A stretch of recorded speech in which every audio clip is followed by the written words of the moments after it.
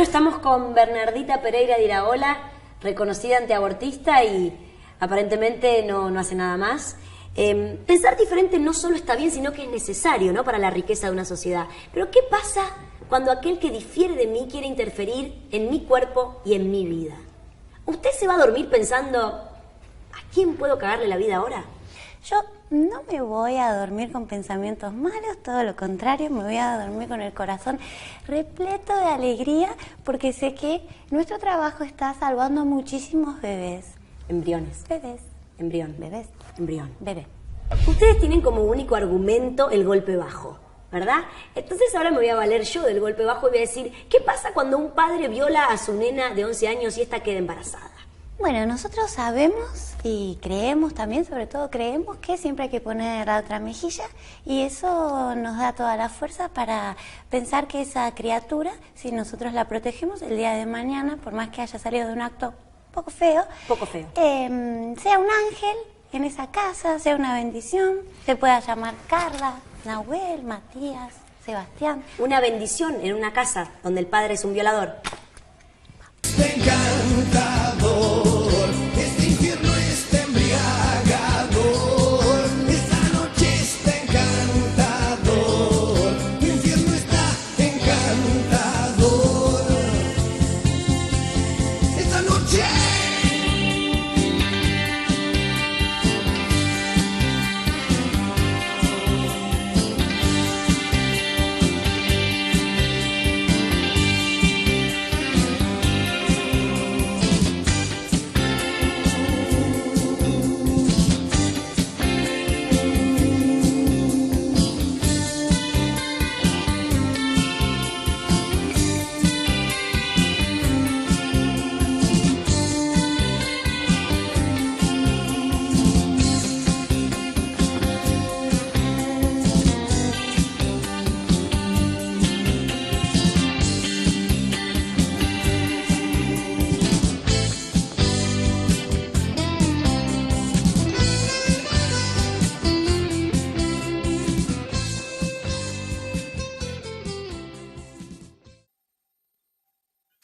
Veamos.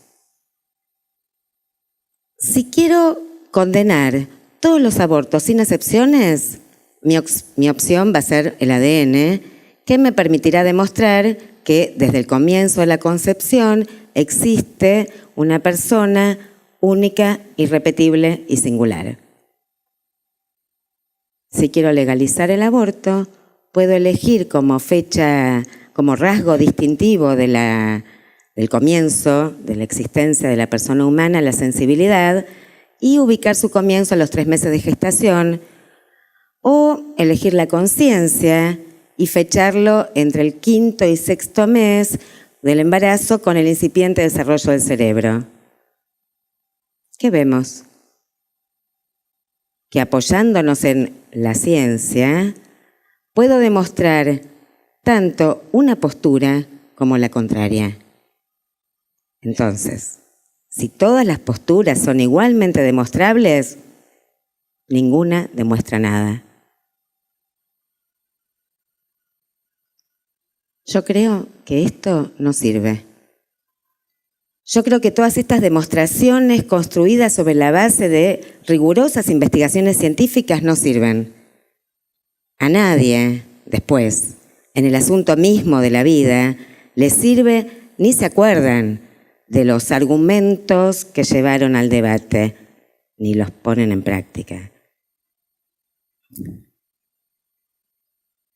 El círculo vicioso del debate del aborto es más o menos así. Para demostrar que el aborto tiene que ser o no legal, hay que demostrar primero que el aborto es o no es un homicidio. Pero esta cuestión a su vez depende de la pregunta por si el embrión es o no es una persona, aunque en realidad la pregunta que importa es cuándo empieza a ser persona. Y para ver cuándo empieza a ser persona tenemos que elegir qué dato de la ciencia nos conviene de la embriología para decidir cuál sería el rasgo distintivo del comienzo de la moral en la biología. y una pregunta se cae sobre otra pregunta y demuestro que es un homicidio y demuestro que no es un homicidio y alimento el círculo vicioso. Entonces, ¿por qué se sigue poniendo el eje del debate del aborto en la pregunta de cuándo comienza la vida humana? ¿Por qué no nos corremos de ese debate? Y tal vez no sea fácil vencer la tentación de delegar la postura ética, la decisión ética y la responsabilidad y la politización de la vida en la ciencia, depositándola en la autoridad de la ciencia, en el saber de la ciencia. Pero cuando se pasa a la ética o a lo que usualmente se llama ética, se puede ser tanto de izquierda como de derecha y en cualquiera de esos casos estar a favor o estar en contra del aborto legal. Lenin lo permitió, Stalin lo prohibió. Es legal en Estados Unidos y en Cuba. Y ahora mismo lo condenan tanto el conservador Rajoy en España como el antiimperialista Correa en Ecuador. Se puede ser católico y defender el aborto como un derecho de las mujeres. Se puede ser ateo y condenarlas por abortar. Incluso cuando se habla de derechos humanos, la cuestión del aborto hace tambalear la solidez de nuestras ideologías. Para mí, esto fue muy duro. Pero en el debate del aborto, los dos términos más valiosos, más preciados de los derechos humanos, vida y libertad, se enfrentan a muerte.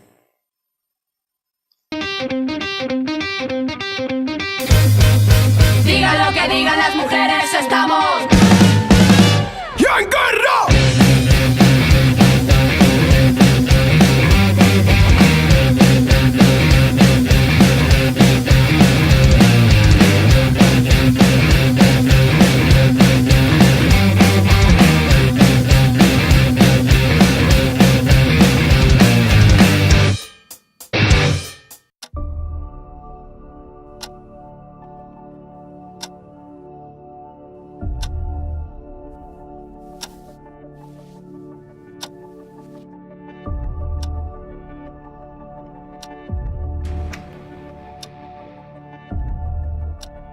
A menos que implique un riesgo de vida o bien sea producto de una violación, la mujer que decide interrumpir un embarazo en la Argentina comete un delito. Según su condición económica y social, recurrirá a métodos caseros o bien asistirá a una discreta clínica privada o a un sórdido consultorio clandestino.